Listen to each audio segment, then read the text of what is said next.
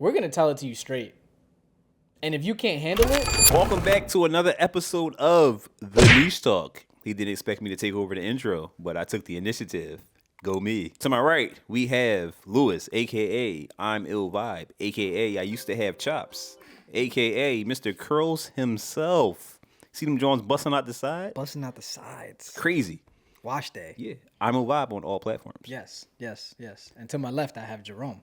Yes, sir. That's it. Senior citizen. Not senior citizen. Senior citizen. Yeah. That's my Hispanic name. Terrible, bro. So let's get right into things. What we doing today? I'm going to do latest pickup. Okay. And it's not really a pickup. It's 3 hats that I put together. Just landed from New Era. So yeah, look. Wow. Man, that's crazy. Congrats. Appreciate you, bro. On your umpteenth design. Can't keep up. Things are rolling. I'm very blessed to be given these opportunities, so I'm just enjoying it. Look, I'm proud of you and everything you've done for the fitted community. That's what I was trying to say. Yeah, Here we are. What you gonna do? You gonna break it down? I ain't breaking down the fit. I am gonna do latest pickup as well. Right? Just got done shooting Godspeed's pop-up in New York, right? Ooh, so nice. You always doing something with them. Yeah, came home with some goodies, right? I won't show all of them, but it's a bunch of nice summer tees, and the graphics are on point, my guy. Let's just talk about it real quick. Look at this. Oh. Graphics, quality, t-shirts on point. The entire thing is just beautiful. So shout out to the entire Godspeed fam for always looking out, putting work my way, and always sending me home with beautiful, beautiful goodie bags. I need to try something from them. You do? You know what? Maybe. I need to try something from them. I got something for you, bro. There's one in here for you. Just cause you my homie, right? Damn, I thought it was your brother. That's crazy. You're everything under the sun. Damn. Different days, different platforms. Here we go with that. Okay, so now that we got that out the way, shall we talk about our sponsor for this episode? Yes, Apothecary. Thanks for having us. Thank you. Appreciate y'all sponsoring this episode. The one thing I always take away from these socks, as you see them Jones busting down right now, you know what I'm saying? Got the fresh whites. The fresh whites. Is the ISO weave triangle mesh. Ooh, there it is. Yes. And it's dope because when you actually look at the socks, like if you take them off and the breathability, you can see the little triangles. You can see the So mesh. they're not just saying triangle mesh just because, you feel me? I do. It's actually triangles. Breathable. And for y'all that know me, oh, breathable is life. Breathable is life because my feet get hot, right? And you know what's really cool? Take the top part of yours and just like flip it. Oh yeah, flip it down. Flip it down. Yeah. Look at that. What did it say? It say eat sticks. And it says high. It says high stakes. High stakes. So he got the essentials on. He got the white, the crispy white ones, right? So they also do like limited drops, right? Where if you miss it, you miss it. These are part of that, right? The Hot Rod Flames, right? I feel like it goes perfect with my Noctas. Oh yeah, that's a nice little blend. Like it's calm. It's not nothing too crazy. It's not nothing too loud. But it's like, you know what? I'm here. Yeah, we see some brands that go too crazy, and yes, it's a little statement piece, right? It adds a little flair to the outfit, and I like that, right? So with the special code TNT Pod, you guys can get 10% off on apothecary.com. Spell it for them. APTHCRY. There you go. .com. Yes. So make sure you guys check that out. Check out all the socks that they have. They have crew, quarter, no shows, everything that you need. And the essentials collection, like you said, is just, as you see, I must probably stay with the black and whites because that's my thing. You feel me when I wear socks? Yes. But I do have some earth tones in the collection. Yeah. That's going to, make some fits just that much better. They got singles, 2-packs, 4-packs, 7, 8-packs, however many you want to get. Yeah. But you get 10% off with our code TNT Pod. So make sure you guys check that out. And remember, anything that's limited, once it's gone, it's gone. That's it. It's gone. Ain't no restocking, no nothing. So make sure you guys are tuned on to their socials because they also do socks that match your shoes. It's beautiful. Oh, yeah. And they're local, so support your locals. Yeah, man. And that brings us to our next topic. Support. Yes. The whole idea of supporting your friends and people that you really fuck with, and how that does not always have to be monetary. Exactly. There's all different types of forms of support. And today we want to just get into like the ways that you can support your family and friends, and the things that you should be looking for that you should be looking to from other people as far as support. I got You know what I one mean? thing to say. Stop expecting handouts and discounts from your homies and their brands. Just stop it. You don't go to any of these high fashion brands. You don't walk into LV. You don't walk into Gucci. You don't walk into Kith. Be like, yo, you know what? I don't agree with this retail price. How about you hook me up with something, right? You don't barter with them. Nope. You pay the price and you pay tax wherever the hell you are. So why in the world do you expect someone that's put even more blood, sweat, and tears into a small business, into a small brand, to just give you a handout, right? You know what burns me up inside, bro? When somehow people magically become broke when it's time to support their homies. Oof. Oh my God. You got money for everything else, right? And people forget it's not pocket watching. You know, people like to throw that term around. Well, why you pocket watching? Like, no, nigga. It's not pocket I'm not watching. pocket watching. If I follow you on social media and I see you just bought 3 pairs of Jordans yesterday and my shirt dropped today and you talking about, yeah, bro, I'm sorry, I ain't got the $40. Like, can I get 20% off? Like no.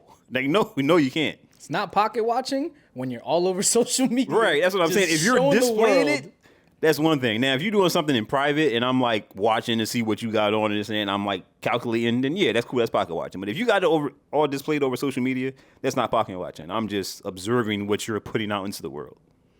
Exactly. And like you said, it's not always monetary. We understand that. Yep. We have like an unwritten code in our group chat, right? Where support comes in many different facets, right? It's even just like the simple things like giving criticism or advice on how something can be made better or done better, right? It has to do with answering a homie's phone call when they need advice or simply liking, sharing, promoting your friend's product. There's so many different ways that you can support somebody's art, initiative, all of that stuff. But right now we're talking about just the people in the room that don't like to put the emphasis when it's necessary, right? Because some people, this is their life. Yeah. This is their bread and butter. And it just takes a little bit of money. That's it. Yeah. So it frustrates me when I see people that I assume have a very tight-knit relationship. And when it comes time to support something that they're doing, there's always an excuse.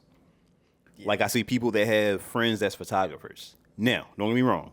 Just because your friend is a photographer doesn't mean that they're good at what they do. You feel me? I do. But there's 2 things behind that. If they're not good at what they do, why don't they already know that you think that about them? You feel me? As their friend, you should always be upfront and honest with them. You feel me? It's not about hurting feelings. It's about being truthful so that way they know how to move. And a lot of times, as we know, you tell somebody you don't like something, that may put them in the headspace of, okay, well, what do I need to do to get better? Because this person I know clearly cares about me, is telling me this. They're telling me this for a reason. And then we should move accordingly. A lot of people don't understand that and they get triggered and people just can't handle criticism well. Now, there are 2 sides to that, right? I've spoken about it before. It's the act of how I vocalize versus how someone perceives what I'm saying too, Yes. right? Like a lot of people have different meters on how they perceptionalize and understand what's being said to them. So they can see it as triggering, one, they can see it as you're attacking them, and it just doesn't resonate with them in the way that you're coming off. So there has to be an understanding in that regard before like they even know how to move with something like that. I agree. With that, it's just people have to understand the dynamic of said friendship. People know with us, we're going to tell it to you straight. And if you can't handle it, that's unfortunate for you. Just because there's no reason for me to dial down and dumb down things, especially if you're coming to me. Right, that's the biggest thing. Yeah, if you're coming to me for advice, you should know what you're stepping into. You should know that I'm probably going to hurt your feelings. Yeah, and that's what it is. Like, same with me. Like, if I took it upon myself to tell you about something, it's going to be dialed down because I don't know how you're going to receive what I'm saying because you wasn't expecting it. However, if you ask me for my advice or feedback or something like that, I'm going to go all in because you should know. Like, I always look at all of my homies that I feel like we all know each other's characters very well. So you kind of know what you're going to get when you ask me something. Like, you know you're going to get the raw truth. You may not like it, but it's going to be the truth. Yes. Now, once I tell you the truth, you can then opt to tell me that maybe I came off wrong or something like that. And of course, I would adjust accordingly because they're all my, everyone's my homies and I care about them and everything like that. But you're always going to get the truth no matter how it comes off. And that's the biggest takeaway. Yeah. A lot of people like to sugarcoat and try their best not to hurt feelings. And a lot of times when you do that, you don't punch the message home that needs to be heard or received. And you never know what it takes for someone to like really need that advice. You could be that person that really pushes that individual to get to that next level. But you could also be the person that brings them down a peg and like destroys their confidence. So it's a very thin line to teeter. Like you have to know your friends. Yeah, you have to know your friends. So have deeper conversations, right?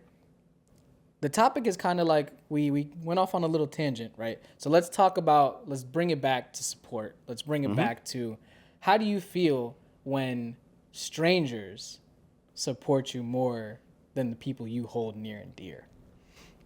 It's always a smack in the face because you usually expect people that's close to you to be the first ones to jump to your defense, to jump to support you, to want to see you happy, want to see you doing good. And I don't know like what goes off in people's heads sometimes that a lot of times they don't want to do that. And that ties back to what we just said. I sometimes feel like we're scared to tell the people that we care about the truth of certain things it will hurt their feelings. Yeah. You know what I mean? Like if you had a brand and I'm like, yo, I don't really like that jersey. But when you ask me about it, I'm like, yeah, like it's cool. So in your head, I just say it's cool. So when it drop, I'm a buy. I think I'm a buyer, yeah, right? I should have a customer. Right. Yeah. I get what but you're if saying. I really don't fuck with it and I'm just saying that to spare your feelings, now when it drops and I don't buy it, you're gonna be like, well, you said it was cool. You ain't buy it, but you just bought the random dude on Instagram's jersey. So now you really gonna feel some type of way, and you should. Yeah.